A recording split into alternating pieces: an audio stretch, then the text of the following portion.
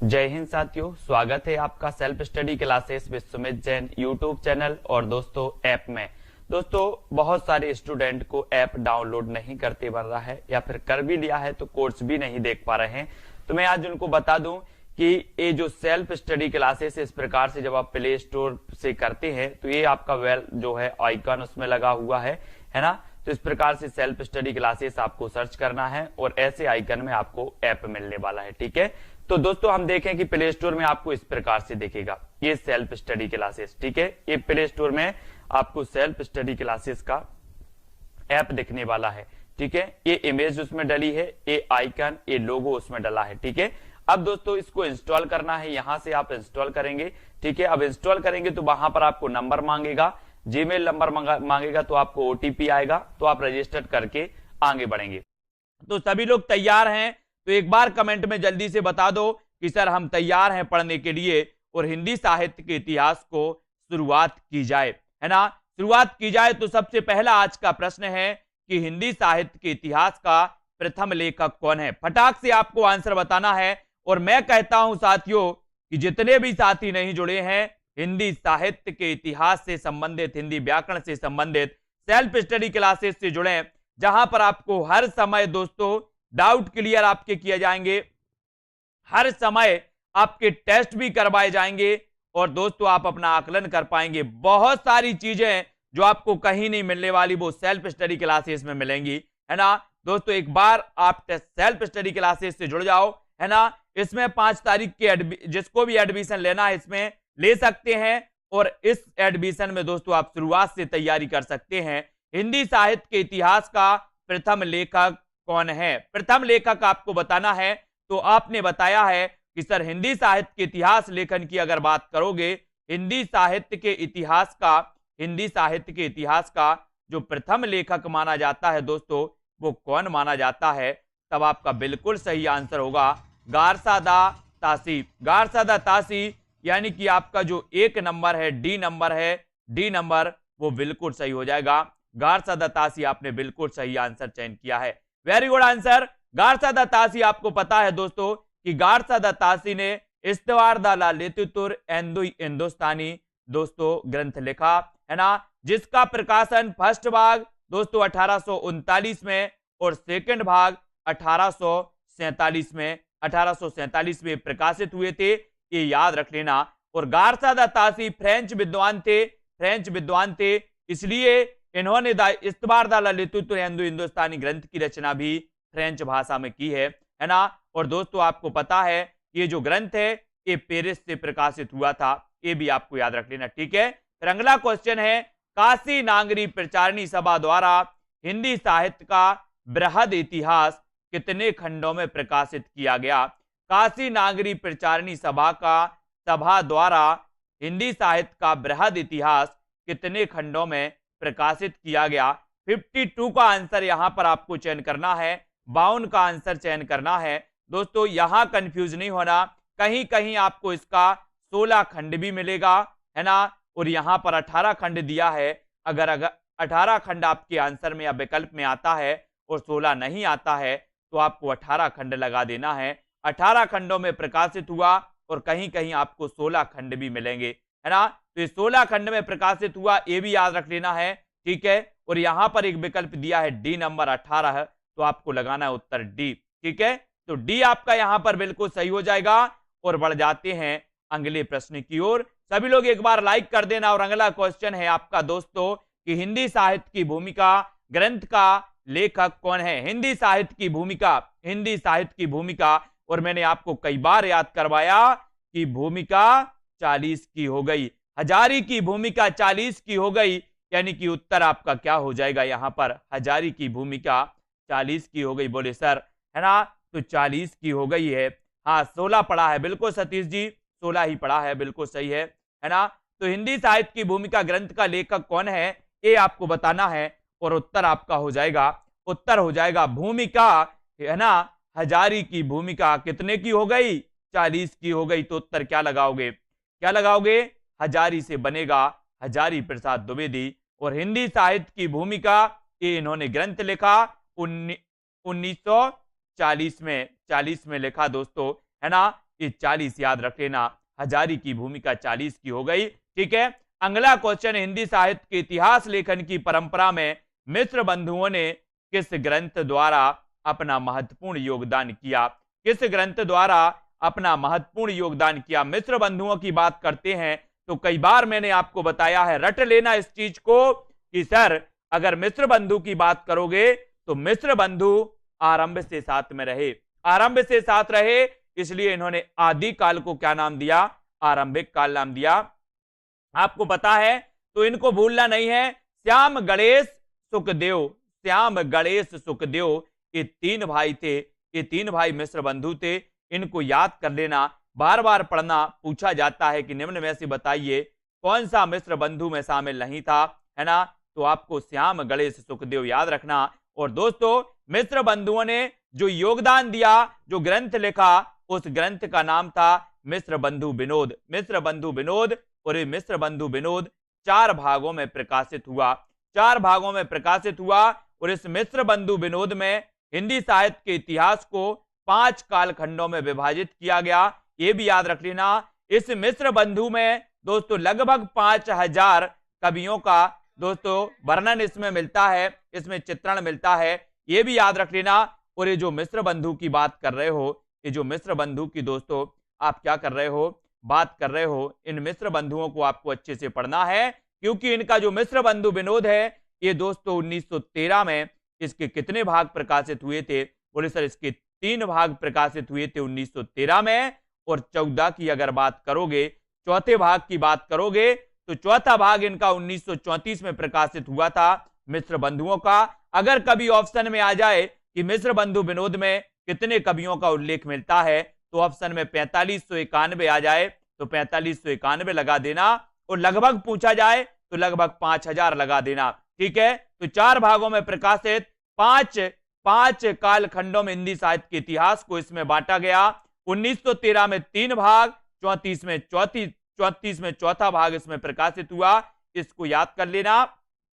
हिंदी साहित्य के इतिहास लेखन से पूर्व किस प्रसिद्ध ग्रंथ में हिंदी के विभिन्न कवियों के जीवन वृत्त एवं कृतित्व का परिचय मिलता है? तो किसमें मिलता है? 55 का आंसर आपको चयन करना है। सभी लोग उत्तर बताएंगे 55। और 55 में नितिका जी उत्तर क्या हो जाएगा? उत्तर आपको बताना है, उत्तर क्या हो जाएगा जल्दी से बताओ। हिंदी साहित्य के इतिहास लेखन से पूर्व किस प्रसिद्ध ग्रंथ में हिंदी के विभिन्न कवियों के जीवन वृत्त एवं कृतित्व का परिचय मिलता है? और प्रश्न क्रमांक अपना 55 है। और आपने पढ़ा है, क्या पढ़ा है जल्दी से बताओ। यसरत्ती जी, दारसू जी, क्या पढ़ा है? बोले सर हमने पढ़ा है कि 84 वैष्णव की वार्ता गोकुलनाथ द्वारा रचित ये रचना है ना? 84 वैष्णव की वार्ता या 200 वैष्णव की वार्ता हिंदी साहित्य के इतिहास लेखन से पूर्व प्रसिद्ध ग्रंथ था। कौन सा?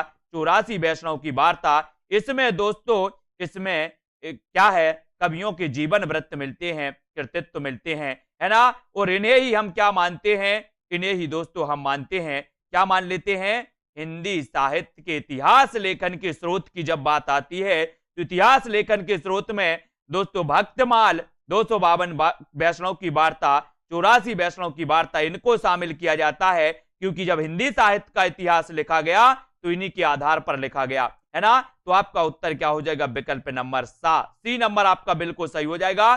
फिर यहां पर आते हैं, आचार्य रामचंद्र शुक्ल का इतिहास ग्रंथ हिंदी साहित्य का इतिहास स्वतंत्र पुस्तक से पूर्व किस रूप में प्रकाशित हुआ था? किस रूप में प्रकाशित हुआ था? 56 का आंसर आपको चयन करना है। उत्तर क्या हो जाएगा? सभी लोग आंसर लिखेंगे, सभी लोग को आंसर कमेंट में लिखना है। और जिन भी साथियों को न्यू बैच में जुड़ना है वो आज ही जुड़ सकते हैं, कल भी जुड़ सकते हैं, है ना? और अपना अध्ययन बिल्कुल शुरुआत से कर सकते हैं, है ना? शुरुआत से जब आप पढ़ेंगे तो मजा आएगा, टेस्ट भी होगा आपका, है ना? डाउट भी पूरे क्लियर होंगे और मजा आने लगेगा, है ना? दोस्तों आज ही जुड़े सेल्फ स्टडी क्लासेस से। Self study Rekha ji, very good. आचार्य रामचंद्र शुक्ल का इतिहास ग्रंथ हिंदी साहित्य का इतिहास स्वतंत्र पुस्तक से पूर्व किस रूप में प्रकाशित हुआ था? ये रहा आपका क्वेश्चन आपकी स्क्रीन पर। और 56 का आपने जो चयन किया है वो चयन किया है हिंदी शब्द सागर की भूमिका हिंदी शब्द सागर की भूमिका के रूप में। ये दोस्तों हिंदी साहित्य का विकास शीर्षक से प्रकाशित हुआ था। हिंदी साहित्य के विकास शीर्षक से प्रकाशित हुआ था हिंदी साहित्य की भूमिका में, हिंदी शब्द सागर की भूमिका में, है ना। तब आपका उत्तर ए नंबर बिल्कुल सही हो जाएगा और किसी का भी गलत नहीं होना चाहिए। The modern vernacular literature of Hindustan का लेखक कौन है? बहुत बढ़िया प्रश्न है दोस्तों। एशियाटिक सोसाइटी ऑफ बंगाल के दोस्तों अंक में ये प्रकाशित हुआ था, है ना। और आपको पता है कि ये जो प्रकाशित हुआ था ये हुआ था 1888 में। 1888 में ये प्रकाशित हुआ। और दोस्तों ये स्वतंत्र पुस्तक के रूप में जो प्रकाशित हुआ था ये 1889 में प्रकाशित हुआ था, है ना। लेकिन 1888 में the modern vernacular literature of Hindustan ये प्रकाशित हुआ। और इसके लेखक कौन माने जाते हैं? तो आपको बताना है George Grierson, Garcin de Tassy, Rene बेलक या फिर गिलक्राइस्ट। बोले सर गार्था द तासी का इस्तवार दाला लेतुत रेंदु हिंदुस्तानी हमने पढ़ा है बहुत अच्छे से, बिल्कुल सही है। और बोले सर जॉर्ज ग्रियर्सन की अगर बात करोगे तो जॉर्ज ग्रियर्सन साहब का है the modern vernacular literature of Hindustan, है ना। सबसे पहले काल विभाजन का प्रयास इसी ग्रंथ में किया गया दोस्तों, है ना। इसलिए इस ग्रंथ को नींव का पत्थर भी कहा जाता है। हिंदी साहित्य के इतिहास का नींव का पत्थर किसे कहा जाता है? आपसे क्वेश्चन पूछा जाएगा तो आपको लगाना है the modern vernacular literature of Hindustan. और ये नंबर आपका बिल्कुल सही हो जाएगा। ये जिन्होंने लगाया वो बिल्कुल सही है। हिंदी साहित्य इतिहास की परंपरा में सर्वोच्च स्थान किस लेखक को मिला? 58 का आंसर, हिंदी साहित्य इतिहास की परंपरा में सर्वोच्च स्थान किस लेखक को मिला? 58 का आंसर। और बिल्कुल सही आंसर होना चाहिए, बिल्कुल सही है दीना जी। उत्तर क्या हो जाएगा इसका? उत्तर क्या हो जाएगा? बहुत जल्दी प्रश्न क्रमांक 58 का आंसर बताना है। और 58 का हिंदी साहित्य इतिहास की परंपरा में सर्वोच्च स्थान किस लेखक को मिला? तो आपको पता है बोले सर सर्वोच्च स्थान सबसे व्यवस्थित जो हिंदी साहित्य का इतिहास माना जाता है वो इतिहास माना जाता है आचार्य रामचंद्र शुक्ल का। सबसे पहले 1929 में दोस्तों ये रामचंद्र शुक्ल का हिंदी शब्द सागर की भूमिका में हिंदी साहित्य के विकास शीर्षक से प्रकाशित हुआ था। लेकिन एक पुस्तक के रूप में एक व्यवस्थित दोस्तों संशोधित करके इसका जो संशोधित रूप प्रकाशित हुआ था हिंदी साहित्य के इतिहास के नाम से 1940 में हुआ था। और 40 की जब बात आते हैं तो 40 में हजारी प्रसाद द्विवेदी का हिंदी साहित्य की भूमिका, है ना। हिंदी साहित्य की भूमिका दोस्तों अपन ने पढ़ा था कि हजारी की भूमिका 40 की हो गई, है ना। तो ये भूमिका 40 में और 1940 में हिंदी साहित्य का इतिहास संशोधित होकर रामचंद्र शुक्ल का प्रकाशित हुआ था। 1952 की बात करें तो हिंदी साहित्य का उद्भव एवं विकास, हिंदी साहित्य का आदिकाल, ये दो ग्रंथ प्रकाशित हुए थे हजारी प्रसाद द्विवेदी के 52 में, ठीक है। और यहां पर आपका सही उत्तर हो जाएगा रामचंद्र शुक्ल, रामचंद्र शुक्ल यानी कि सी नंबर आपका बिल्कुल सही है। गार्था द तासी ने इस्तवार दाला लेतुत रेंदु हिंदुस्तानी ग्रंथ की रचना किस भाषा में की है? किस भाषा में की है ये आपको बताना है। प्रश्न क्रमांक 59 आपका सही उत्तर क्या हो जाएगा? गार्था द तासी ने इस्तवार दाला लेतुत रेंदु हिंदुस्तानी ग्रंथ की रचना किस भाषा में की? किस भाषा में की है दीपिका जी? 59 का आंसर आप लोग बताएंगे। रिया नायक जी आवाज नहीं आ रही क्या आपको? गार्था द तासी ने इस्तवार दाला लेतुत रेंदु हिंदुस्तानी ग्रंथ की रचना किस भाषा में की है? और 59 का आंसर बोले सर ये इस्तवार दाला लेतुत रेंदु हिंदुस्तानी ये जो ग्रंथ है ये गार्था द तासी का है, गार्था द तासी का है। और ये बात करें किसकी तो ये फ्रेंच भाषा फ्रांसीसी भाषा में प्रकाशित हुआ, यानी कि आ नंबर आपका यहां पर बिल्कुल सही हो जाएगा। ए नंबर आपका बिल्कुल सही हो जाएगा। और अगला क्वेश्चन है हिंदी साहित्य नामक इतिहास ग्रंथ का संपादन किसने किया? हिंदी साहित्य नामक इतिहास ग्रंथ का संपादन किसने किया? प्रश्न क्रमांक 60 का उत्तर बताना है। हिंदी साहित्य नामक इतिहास ग्रंथ का संपादन बताना है। तो संपादन करने वाले जो थे वो कौन थे? बाल सुधा जी। बोले सर है ना किसी पर मत लो, ये तो डॉक्टर धीरेन्द्र वर्मा थे। कौन थे? डॉक्टर धीरेन्द्र वर्मा। हिंदी साहित्य नामक इतिहास ग्रंथ का संपादन करने वाले जो थे वो थे धीरेन्द्र वर्मा। यानी कि आपका 60 का जो आंसर हो जाएगा वो हो जाएगा विकल्प नंबर बी, विकल्प number M R. Sharma ji, very good. V number किस आलोचक ने आदिकाल को बीज वपन काल कहा? सरल आंसर किसी का गलत नहीं होना चाहिए। कई बार एग्जाम में पूछा गया है, लेकिन इस सरल वे में पूछा जाता है। आप लोग को कठिन वे में नहीं लेना है, इस सरल वे में पूछा जाता है और पूछ लिया जाता है बीज बपन काल। और मैंने कहा कि बीज की बात आई है तो बीज बोए हैं अहिंसा के किसने? अहिंसा के अपन पढ़ते ना कि अहिंसा के बीज बोए महावीर भगवान ने, तो बीज बपन काल भी कौन कहेगा? कौन कहेगा? महावीर प्रसाद द्विवेदी कहेंगे कि श्याम सुंदर दास कहेंगे? बोले सर छोड़ो यार, महावीर प्रसाद द्विवेदी ही कहेंगे, है ना। मैंने कहा ठीक है, फिर आपका उत्तर सही हो जाता है विकल्प नंबर बी, बीज बपन काल महावीर प्रसाद द्विवेदी। बीज बपन काल महावीर प्रसाद द्विवेदी, बी नंबर आपका बिल्कुल सही हो जाएगा। अगला क्वेश्चन है, सरहपाद को हिंदी का प्रथम कवि किसने माना है? सरहपाद को हिंदी का प्रथम कवि किसने माना? मिश्र बंधु ने, है ना, चंद्रधर शर्मा गुलेरी ने, राहुल शर्मा ने, या फिर राहुल सांकृत्यायन और हजारी प्रसाद द्विवेदी ने। सरहपाद को हिंदी का प्रथम कवि किसने माना? यहां से दोस्तों अपना बिल्कुल शुरुआत हो रही है और एक भी क्लास मिस नहीं होनी चाहिए। जितने भी पेड मेंबर हैं उनकी क्लास तो मिस नहीं होनी चाहिए, है ना। याद रख लेना, सरहपाद को हिंदी का प्रथम कवि किसने माना है? और 62 का आंसर हो जाएगा। बोले सर राहुल सांकृत्यायन की बात करो, राहुल सर, क्या बोल देंगे?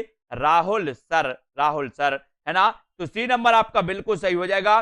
सी जो आपने चयन किया है वो बिल्कुल सही है। आचार्य रामचंद्र शुक्ल ने हिंदी साहित्य के प्रारंभिक काल को किस नाम से अभिहित किया? बिल्कुल सरल आंसर दोस्तों, टूट पड़ो इन प्रश्नों को। बोले सर इतने सरल आंसर, इतने सरल प्रश्न पूछोगे? मैंने कहा हाँ, है ना। तो बिल्कुल पूछते जाओ, हम भी उत्तर बताने के लिए तैयार हैं, है ना। और आचार्य रामचंद्र शुक्ल ने हिंदी साहित्य के प्रारंभिक काल को किस नाम से अभिहित किया? ये भी आपको बताना है। उत्तर क्या हो जाएगा? चंचल सिंह जी, रेखा सरोज जी। बोले सर 63 की बात करोगे तो यहां पर आदि काल काट दो। मैंने कहा काट दिया।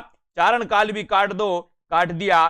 सिद्ध सामंत भी काट दो, काट दिया। उत्तर कहां चला जाता है? विकल्प नंबर बी की ओर। बी की ओर आपका उत्तर चला जाता है वीर गाथा काल, और बी नंबर आपका बिल्कुल सही हो जाएगा, है ना। वीर गाथा काल इन्होंने नाम जब दिया दोस्तों तो इन्होंने 12 रचनाएं प्रमाणिक मानी, और 12 रचनाओं में जिन प्रमाणिक रचनाओं को माना इन्होंने वीर रस से प्रधान ओतप्रोत, है ना, उनमें कुछ श्रृंगार रचनाएं भी मानी जाती हैं। तब इनकी वीर गाथा काल की आलोचना हुई। ये वीर गाथा काल नहीं हो सकता, तो लोगों ने, हजारी प्रसाद द्विवेदी ने इसे आदि काल कह दिया।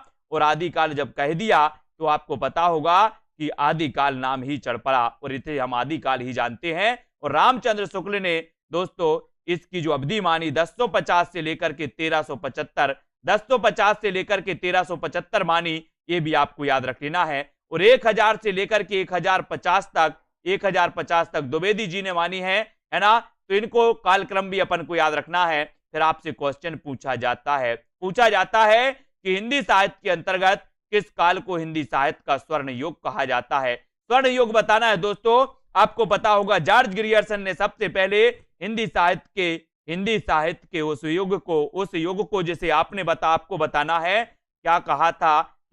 स्वर्ण युग कहा था। फिर श्याम सुंदर दास ने इसे स्वर्ण काल भी कहा था दोस्तों, ये याद रख लेना। तो श्याम सुंदर दास और जॉर्ज ग्रियर्सन ने इसे स्वर्ण युग, स्वर्ण काल के रूप में दोस्तों इसे पुकारा, है ना। और याद रख लेना, बोले सर भक्ति काल की बात करो तो हिंदी साहित्य का ये स्वर्ण युग था। क्या था? स्वर्ण युग था। और अगर कभी आपसे पूछा जाए कि खड़ी बोली का स्वर्ण युग कौन सा युग था,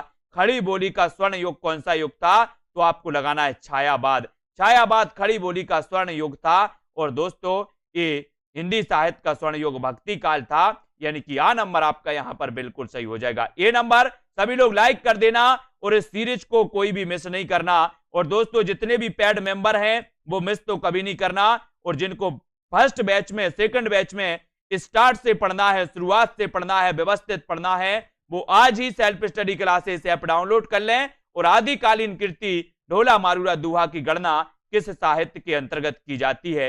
प्रश्न क्रमांक 65 है और 65 को आपको चयन करना है। उत्तर क्या हो जाएगा?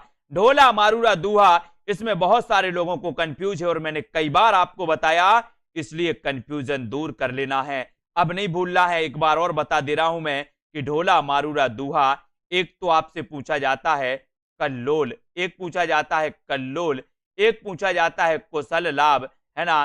तो याद रख लेना कि ढोला मारूरा दोहा ये दोस्तों सबसे पहले कल्लोल कवि ने, मूल रचना कल्लोल कवि की है और इसमें संशोधन किया था कौशललाभ ने, है ना। तो ये कल्लोल कवि भी आती है और कौशललाभ का नाम भी इसमें रचनाकार के रूप में आता है ना। तो कल्लोल कवि पूछा जाए तो कल्लोल लगा देना और कौशललाभ पूछा जाए तो कौशललाभ लगा देना, है ना।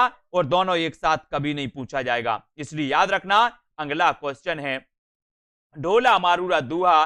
ढोला मारूरा दूहा ये लौकिक साहित्य के अंतर्गत, लौकिक साहित्य के अंतर्गत रखा जाता है इसे, और डी नंबर आपका लौकिक साहित्य के अंतर्गत, डी नंबर बिल्कुल सही हो जाएगा। अगला क्वेश्चन, अगला कुरैशी जी आदिकाल के अंतर्गत सरहपा, लुईपा, सबरपा आदि कवि किस साहित्य से संबंध है ना।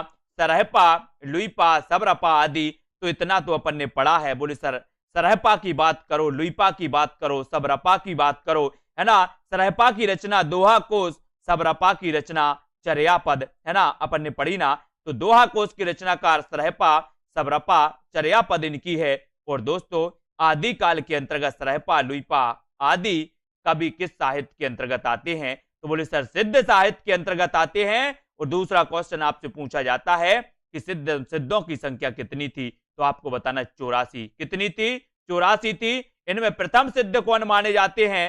प्रथम सिद्ध माने जाते हैं सरहपा, और सिद्धों में सर्वोच्च स्थान है तो किसका है? लुईपा का।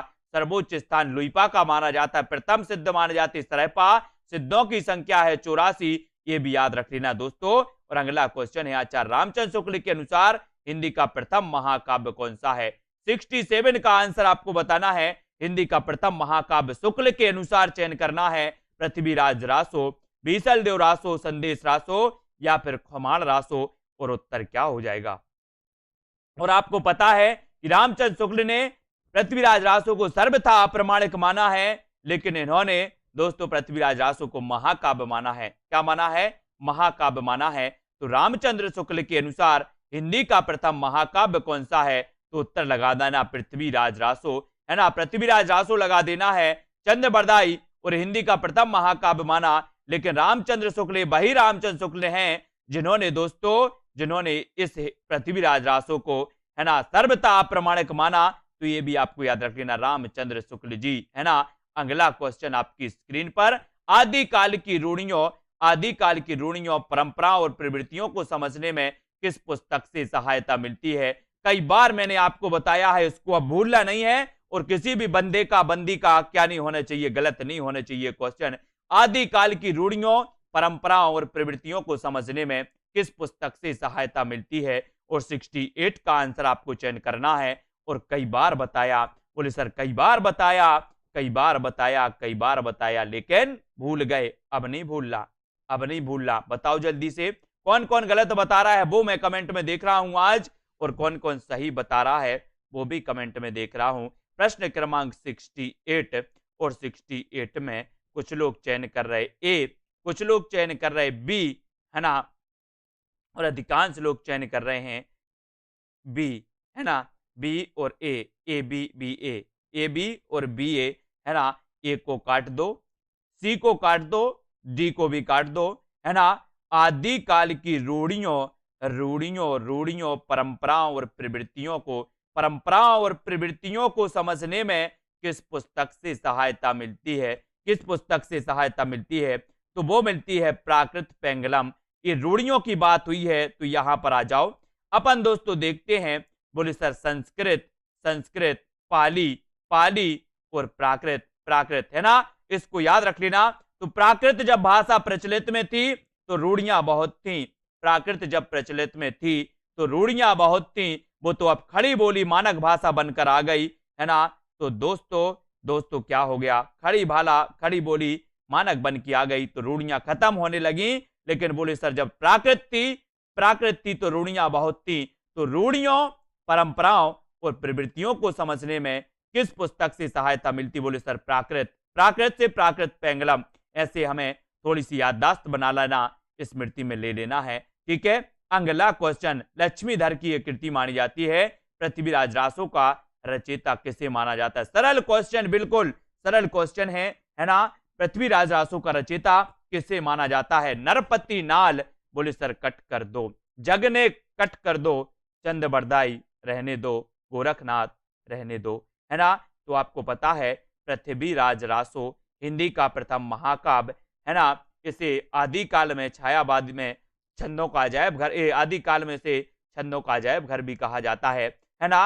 अपन पढ़ते हैं, बोले सर छंदों का अजायब घर किसे कहा जाता है, तो आपको बताना रामचंद्रिका को, है ना। आदिकालीन किस कृति को छंदों का अजायब घर कहा जाता है, तो आदिकालीन जो कृति है वो है पृथ्वीराज रासो, है ना, याद रख लेना। और पृथ्वीराज रासो का जो रचेता है वो रचेता कौन है, तो वो रचेता है चंद्रबरदाई। बोले सर पृथ्वी का एकमात्र उपग्रह है चंद्रमा, तो इसके रचेता भी चंद्रमा से बनेगा, चंद्रबरदाई।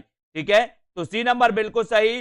रासो काव्य परंपरा में गे काव्य कौन सा है, गे काव्य कौन सा है, रासो काव्य परंपरा में गे काव्य कौन सा है, बीसल देव रासो, परमाल रासो, वर्ण रत्नाकर, राउल बेल, यानी कि 70 का आंसर गे काव्य कौन सा माना जाता है, श्रृंगार परक रचना कौन सी मानी जाती है, अजमेर के शासक से संबंधित रचना कौन सी मानी जाती है, ये भी आपको बताना है, नरपति नाल की रचना कौन सी मानी जाती है, और गे काव्य कौन सा माना जाता है। तो ये सारे क्वेश्चन 3-4 वर्ण के 3-4 प्रकार के दोस्तों क्वेश्चन हैं जो आपसे पूछे जाएंगे, और आपसे पूछे जाएंगे तो बोले सर हम भी तैयार हैं, और हम भी तैयार हैं, तो उत्तर होगा बीसल देव रासो।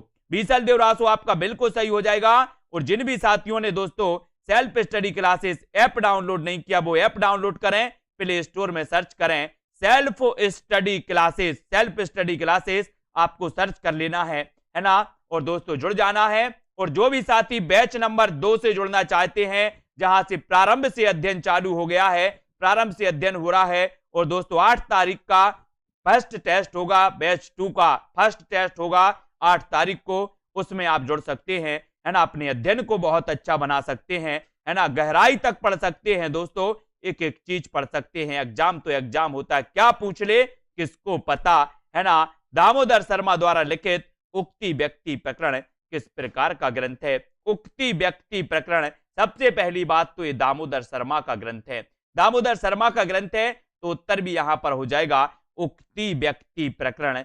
उक्ति व्यक्ति प्रकरण ये माना जाता है व्याकरण ग्रंथ। कैसा माना जाता है, व्याकरण ग्रंथ। दामोदर शर्मा का उक्ति व्यक्ति प्रकरण व्याकरण ग्रंथ माना जाता है। व्याकरण ग्रंथ को याद रख लेना, और उत्तर हो जाएगा आपका विकल्प नंबर सी, यानी कि सा नंबर आपका बिल्कुल सही है। सुनील शर्मा जी, विवादर्श जी, अगला क्वेश्चन आपकी स्क्रीन पर।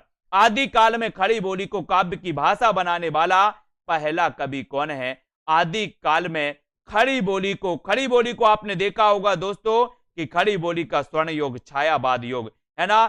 खड़ी बोली का दोस्तों आपको पता है कि खड़ी बोली काव्य की भाषा भारतेंदु युग में नहीं रही, लेकिन जैसे ही द्विवेदी युग आया और महावीर प्रसाद द्विवेदी ने खड़ी बोली को दोस्तों प्रोत्साहन किया, खड़ी बोली का समर्थन किया, और काव्य की भाषा बना दिया खड़ी बोली को, है ना। आदिकाल में जो खड़ी बोली थी वो गद्य तक सीमित रही, है ना, और आदिकाल में खड़ी बोली को काव्य की भाषा बनाने वाला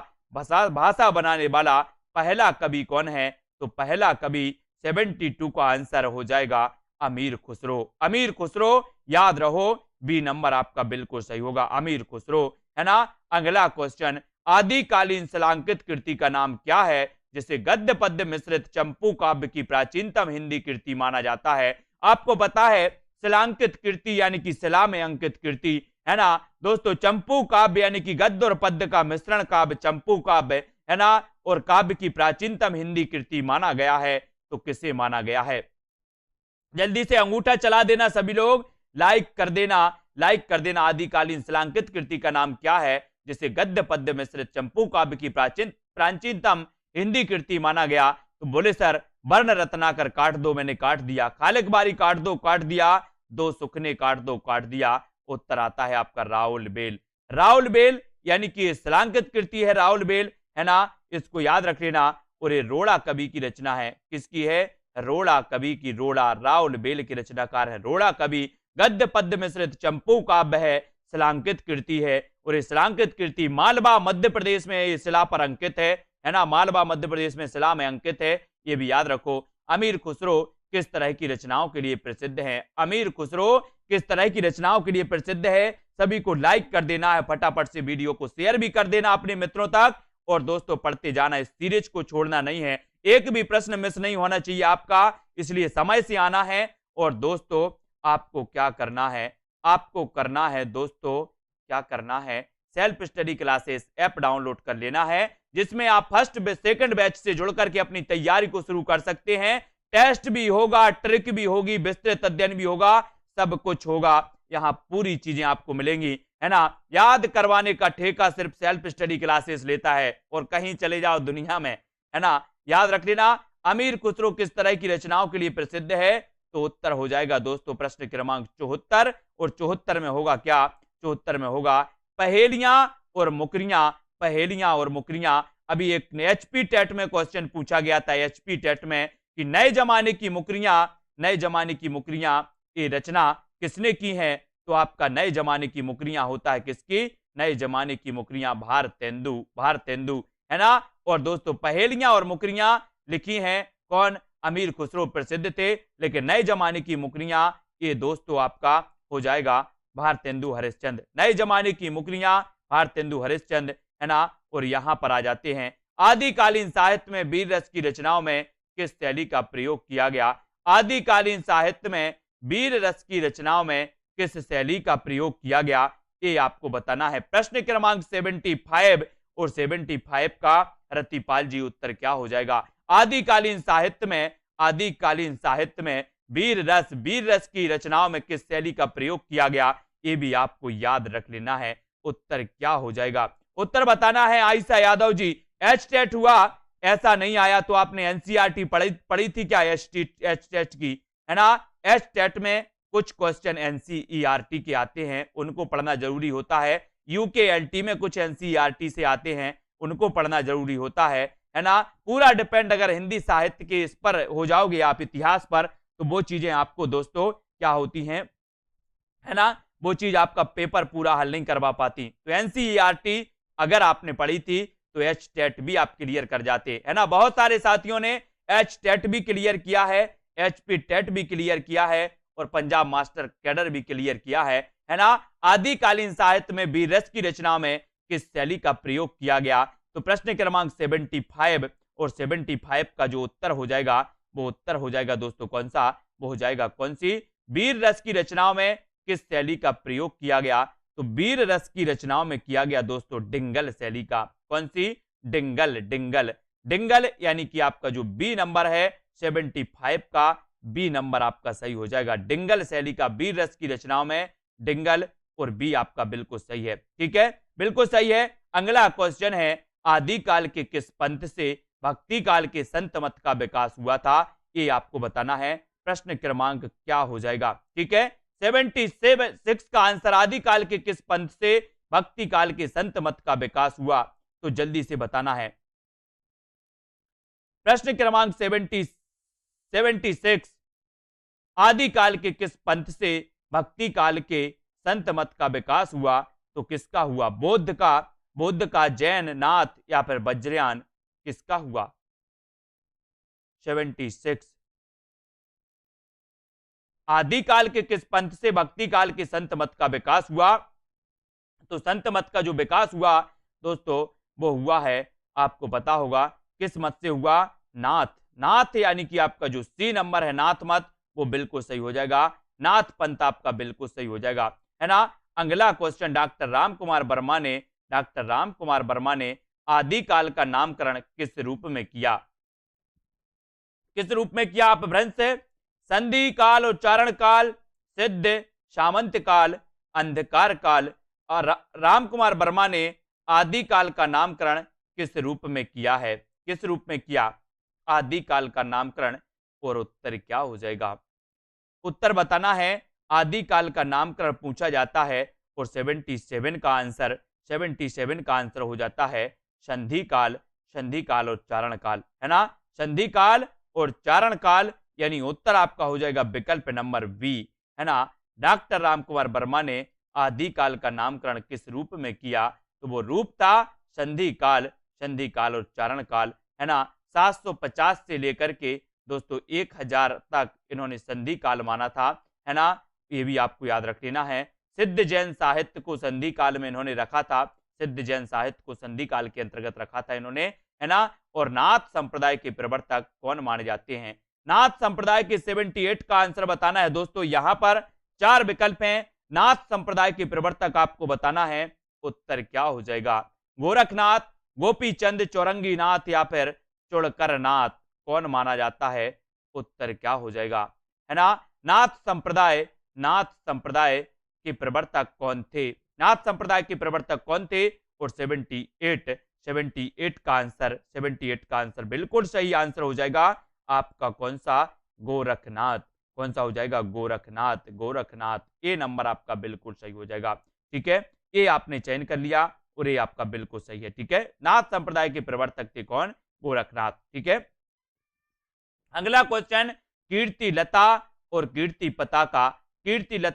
पताका किस कवि की रचनाएं हैं? किस कवि की रचनाएं हैं ये बताना है। विद्यापति, रामानंद, नरपति नाल या फिर अमीर खुसरो, किस कवि की रचनाएं हैं ये आपको चयन करना है। वीडियो को लाइक करना है, शेयर भी करना है ना। कीर्ति लता और कीर्ति पताका ये अबहट्ट की रचनाएं हैं, विद्यापति की अबहट्ट की रचनाएं हैं, है ना। और दोस्तों अबहट्ट में कीर्ति लता की रचना अबहट्ट में, है ना, कीर्ति पता की रचना अबहट्ट में, और दोस्तों पदावली की बस की थी किसमें? मैथिली में, है ना।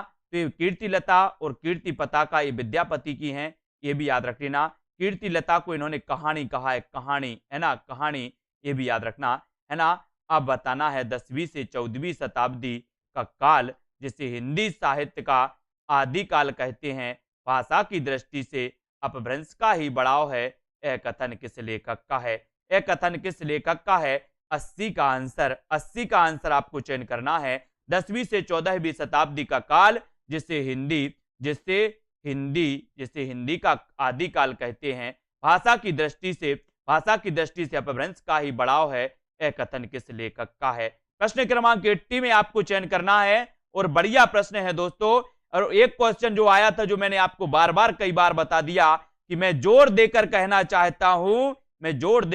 चाहता हूं कि अगर मुस्लिम आक्रमण भी ना हुआ होता तब भी हिंदी साहित्य का इतिहास जैसा आज है वैसा ही होता। ये क्वेश्चन पूछा गया था दोस्तों एचटेट में। इस क्वेश्चन को रट लेना, क्योंकि ये बहुत ही महत्वपूर्ण है और ये हजारी प्रसाद द्विवेदी का कथन है। और हजारी प्रसाद द्विवेदी ने ही कहा था कि मैं जोर देकर कहना चाहता हूं कि अगर मुस्लिम आक्रमण ना हुआ होता तो हिंदी साहित्य का इतिहास वैसा ही रहता जैसा कि आज है। और उत्तर यहां पर 80 का बी नंबर हजारी प्रसाद द्विवेदी बिल्कुल सही हो जाएगा।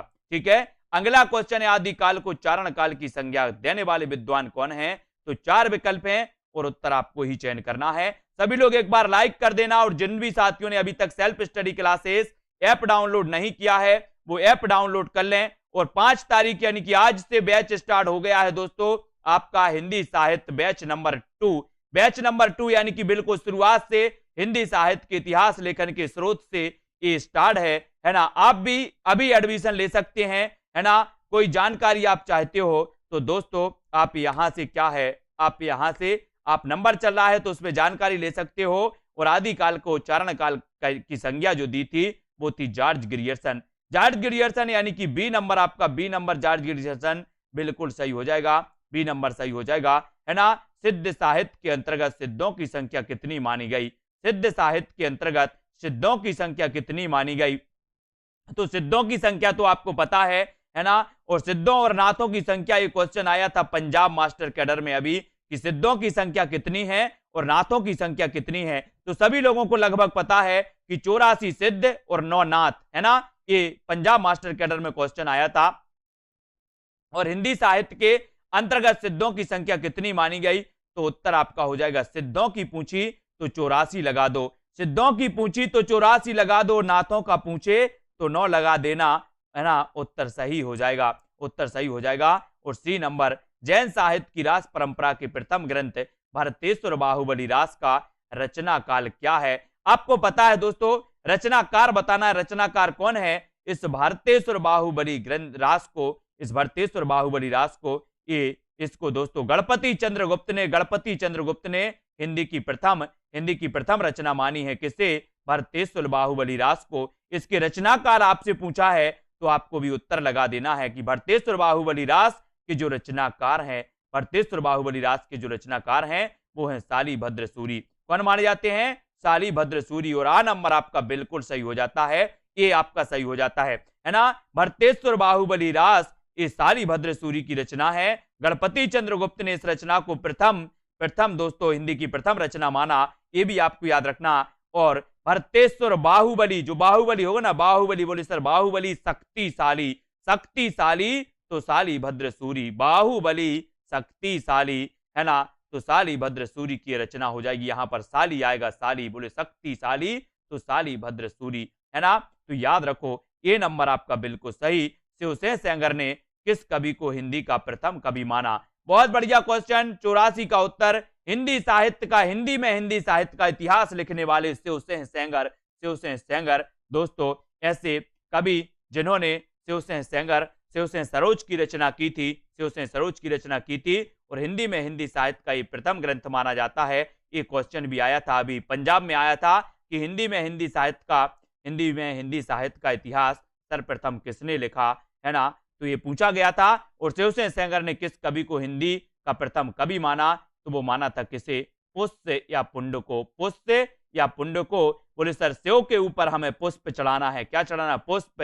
तो शिवसेन सेंगर पुष्य को मानेंगे, पुष्य या पुंड को मानेंगे, है ना। याद रखो बोले सेव जी, है ना। तो बी नंबर जय मयंक जस चंद्रिका की रचनाकार कौन है? जय मयंक जस चंद्रिका की रचनाकार कौन है? प्रश्न क्रमांक 85 और 85 का उत्तर क्या हो जाएगा? ये छोटे छोटे प्रश्न आपको रट लेना है। इन जब प्रश्न ये पूछ लिए जाए कभी, तो इनसे प्रश्न गलत नहीं होना चाहिए, इसलिए इन प्रश्नों को रट लेना है, इन प्रश्नों को याद कर लेना है। ये प्रश्न भी पूछे जाते हैं, ऐसा नहीं है कि ये नहीं पूछे जाते, प्रश्न भी पूछे जाते हैं। और ये छोटे छोटे प्रश्न आपके गलत नहीं होनी चाहिए, है ना। अगर ये गलत होते हैं तो कट ऑफ तो यही बिगाड़ देते हैं, है ना। तो जय मयंक जस चंद्रिका, जय मयंक जस चंद्रिका दोस्तों किस कवि की रचना है? तो याद रख लेना, जय मयंक जस चंद्रिका मधुकर कवि, मधुकर कवि यानी कि मधुकर कवि। डी नंबर आपका बिल्कुल सही हो जाएगा। वाक्य के अशुद्ध भाग का चयन कीजिए। एक पूरा वाक्य है, उसमें से अशुद्ध आपको छांटना है। तो लिखा है दीपावली पर कुछ लोग चमचमाती चांदी के बर्तन खरीदने का लोभ संवरण ना कर सके। मतलब यहाँ पर क्या होना चाहिए? देखो, दीपावली पर लोग चमचमाती चांदी के बर्तन नहीं, ठीक है, चांदी के चमचमाते बर्तन होना चाहिए। तो बी इसका गलत है, बाकी ठीक है।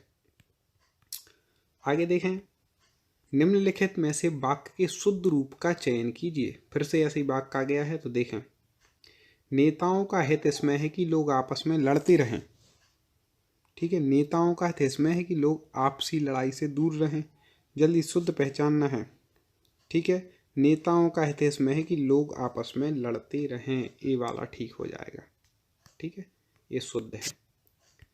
प्रत्येक वाक्य में अशुद्ध भाग का चयन कीजिए। अब अशुद्ध का चयन करना है। प्रत्येक देशवासियों को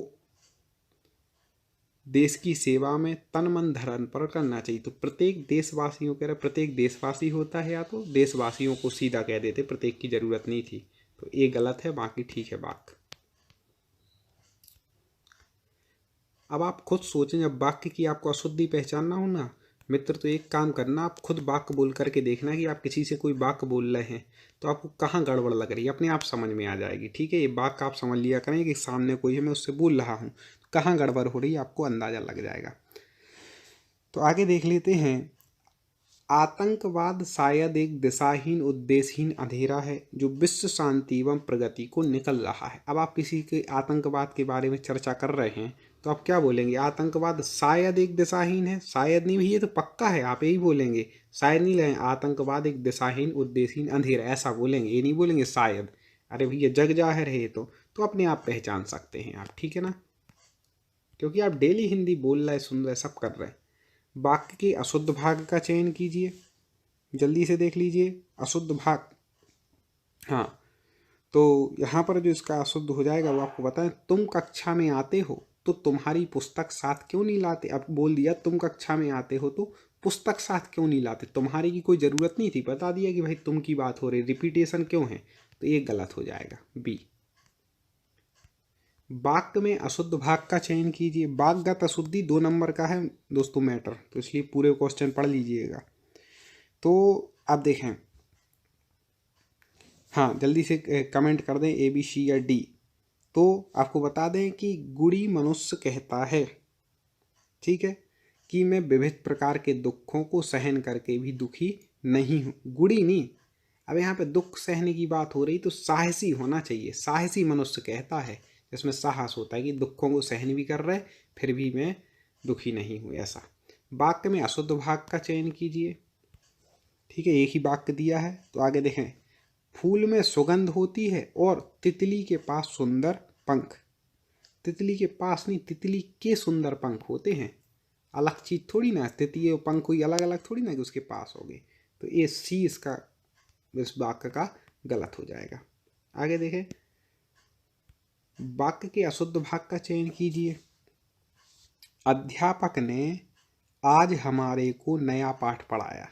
अब आज हमारे को क्यों कर दिया भैया? आज हमारे को नहीं, हमें कर देते। अपन कोई भी वाक्य कभी भी बोलना है तो कम शब्दों में पूरी बात हो सके तो उसको ज़्यादा शब्द नहीं लेना है। जब इतने में काम चल सकता था, आज हमें नया पाठ पढ़ाया तो हमारे को क्यों बोला, इसलिए ये अशुद्ध हो जाएगा। अभ्यास करते रहें आप, हमारे अभ्यास लगा लें। अभी 584 आ गया इसी PDF का, तो आप सोच लें कितने प्रश्न हो गए हैं, कितने होने हैं। तो बस आप जुड़े रहिए। वाक्य के अशुद्ध भाग का चयन कीजिए, ठीक है। तो लिखा है, बुरा से बुरा आदमी भी सम्मान चाहता है। अब यहाँ बोला बुरा से बुरा, तो बुरे से बुरा होना चाहिए, बुरे से बुरा आदमी, ठीक है। इस प्रकार से ये इसका अशुद्ध हो जाएगा। कम समय में आपका हम चाहते हैं कि ज़्यादा काम बन जाए, इसलिए बहुत लंबा वीडियो नहीं लाते कि 1 घंटे का वीडियो लाएं और केवल 20 प्रश्न पर चर्चा करें, तो क्या मतलब निकलेगा, ठीक है। इसलिए वाक्य के अशुद्ध भाग का चयन कीजिए, जल्दी से बता दें। तो वाक्य के अशुद्ध भाग का है कि जिस प्रकार आभूषणों के द्वारा शरीर की शोभा बढ़ जाती है, ठीक है, उसी प्रकार अलंकारों से भाषा में लालित्य आ जाता है। यहाँ पर ये है, 5 वाक्य दिए हैं, कोई त्रुटि नहीं। तो यहाँ पर आपको बता दें कि इसमें अशुद्ध हो जाएगा कि जिस प्रकार से आभूषणों के द्वारा शरीर की शोभा बढ़ जाती है, ठीक है, अशुद्ध भाग। तो शरीर की शोभा बढ़ जाता है लिखा है, जाती है होना चाहिए, ठीक है। इस प्रकार से हो जाएगा अशुद्ध। वाक्य में अशुद्ध भाग का चयन कीजिए, जल्दी से पहचानिए भाई अशुद्ध भाग। तो आपको बता दें, सीता राम की आज्ञाकारी पत्नी थी। अब आज्ञाकारी भी एक तरफ बोल रहे हैं, सीता स्त्रीलिंग है, एक तरफ बोल रहे हैं आज्ञाकारी, नहीं भी स्त्रीलिंग लगाओ, आज्ञाकारी आज्ञाकारिणी होना चाहिए। तो 20 में क्या हो जाएगा, गलत हो जाएगा। ऐसे पहचान लिया करें। देखो, या तो लिंग संबंधी अशुद्धि होगी, ठीक है, या वचन संबंधी की एक है वो बहुवचन बता रहा है, बहुत सारे एक वचन बता रहे हैं, या कारक संबंधी अशुद्धि होगी। ये अपन को छांट लेना है पहले भाई। अपन लिंग देख लो, फिर वचन में देख लो, फिर नहीं तो कारक में देख लो, क्रिया में, जहां आपको गड़बड़ लगे तो वाक्य में से छांट लो। वाक्य के अशुद्ध भाग का चयन कीजिए। आगे लिखा है, व्यक्ति के हर प्रकार के कष्टों को वह पल भर में दूर करती है, ठीक है। तो व्यक्ति के हर प्रकार के कष्ट को होना चाहिए, ठीक है। कष्ट अपने आप में क्या है, बहुवचन है, उसको कष्टों लिखने की जरूरत नहीं है, ठीक है। इस प्रकार से निम्नलिखित में से वाक्य के शुद्ध रूप का चयन कीजिए। दोस्तों, अभी तक वीडियो को लाइक ना किया हो तो जरूर करना, और YouTube पर टॉप 50 स्टडी चैनल को सर्च करके क्रम से पूरे वीडियो जरूर देखना। तो यहाँ पर अपन को शुद्ध रूप चयन करना है। तो मैं गाने का अभ्यास करता हूँ, ये इसका शुद्ध रूप हो जाएगा। निम्नलिखित में से वाक्य के शुद्ध रूप का चयन कीजिए। तो पहले ही लिखा है कि वन में प्रातः काल का दृश्य बहुत ही सुहावना होता है, बिल्कुल ठीक। बाकी सब आगे पीछे लिखे हैं तो गड़बड़ है। अंगूठी का नग होना का अर्थ है, जल्दी से बता दें, मुहावरे से संबंधित प्रश्न है। अंगूठी का नग होना, अंगूठी का नग होना मतलब आप समझ लेंगे, इसका हो जाएगा अंगूठी का नग मतलब बिल्कुल अनुप्रिय जोड़ा होना कहलाता है इसका, ठीक है। समुद्र मंथन करना का अर्थ है, समुद्र मंथन करना मतलब क्या हो जाएगा, कठोर परिश्रम करना। समुद्र का मंथन करना कोई आसान काम थोड़ी ना है, बहुत कठोर परिश्रम है। इस प्रकार से हो जाएगा। विरोध करना के लिए सही मुहावरा है, विरोध करना क्या हो जाएगा? सिर उठाना, मतलब किसी के खिलाफ सिर उठाना है, विरोध करना है। नाश कर देना के लिए सही मुहावरा है, जल्दी से बता दें। नाश कर देना, बिल्कुल। पानी फेर देना, अपन नहीं कहते भैया तुमने तो सब सत्यानाश कर दिया, पानी फेर दिया, तो नाश कर देना मतलब पानी फेर देना। मालूम होता है तुम्हारे यहाँ रहने का संयोग समाप्त हो गया है, रेखांकित वाक्यांश के लिए सही मुहावरा है। जल्दी बता दें इसके लिए क्या सही मुहावरा है। तो अब भैया बोल रहे कि यहाँ रहने का संयोग समाप्त हो गया, मतलब अन्न पानी उठ गया, अन्न जल उठ गया, ऐसा बिल्कुल अपन डेली में बोलते हैं सब। भ्रष्ट नेताओं के कारण कांग्रेस चुनाव हार गई, रेखांकित वाक्यांश के लिए सही मुहावरा है। अब ये कांग्रेस के वाले नहीं है ना, बीजेपी वाले हैं, वो तो क्वेश्चन है वाक्य का ऐसा। तो इसके लिए सही मुहावरा क्या हो जाएगा, जल्दी से बता दीजिए। हाँ, तो लुटिया डूब गई, मतलब कांग्रेस की लुटिया डूब गई। कांग्रेस वाले भी नाराज मत होना, बीजेपी का भी एक आध बार ले आएंगे, फिर एक आध बार आम आदमी का ले आएंगे, सब एक ही थाली के चट्टे बट्टे हैं। अपन को तो पढ़ाई करनी, नौकरी चाहिए। तोते की तरह आंखें फेरने का अर्थ है, तोते की तरह आंखें फेरना मतलब पुराने संबंधों को एकदम भुला देना, ये हो जाएगा। ढपोर शंख का अर्थ है, ढपोर शंख, हाँ बिल्कुल सही। ढपोर शंख मतलब बेवकूफ, बिल्कुल। दिल पक जाना का अर्थ है, मुहावरे लोकोक्ति में से 1-2 प्रश्न आते हैं, परफेक्ट कर लें आज। तो दिल पक जाना का अर्थ हो जाएगा अत्यंत पीड़ा होना, ठीक है। दिल पक गया, अपन नहीं बोलते भैया तो दिल पक गया, ऐसा देख देख के, मतलब बहुत पीड़ा हो रही। कई बार पूछा गया है आधा तीतर आधा बटेर का अर्थ है, वेरी वेरी IMP, कई बार पूछा गया है। आधा तीतर आधा बटेर, मतलब इसका हो जाएगा दोस्तों। लाइक ज़रूर करना इसको, बस आप लाइक करते हैं तो हमें लगता है कि आप निरंतर पढ़ रहे हैं, कमेंट में उत्तर बताते हैं। तो आधा तीतर आधा बटेर मतलब बेमोल और बेढंगा होना, कि आधा तीतर है आधा बटेर है, ऐसा। पुत्र की हरकतों से तंग आकर पिता ने उसे खाली स्थान, रिक्त स्थानों के लिए उपयुक्त मुहावरे का चयन कीजिए। पुत्र की हरकतों से तंग आ गए पिता, तो क्या करेंगे? पिता ने उसे तिलांजलि दे दी, भैया अब तुम्हें जो करना हो करो, अब तुम्हारा काम। दोस्तों बहुत सारे स्टूडेंट को ऐप डाउनलोड नहीं करते बन रहा है, या फिर कर भी लिया है तो कोर्स भी नहीं देख पा रहे हैं। तो मैं आज उनको बता दूं कि ये जो सेल्फ स्टडी क्लासेस इस प्रकार से जब आप प्ले स्टोर से करते हैं तो ये आपका वेल जो है आइकन उसमें लगा हुआ है ना।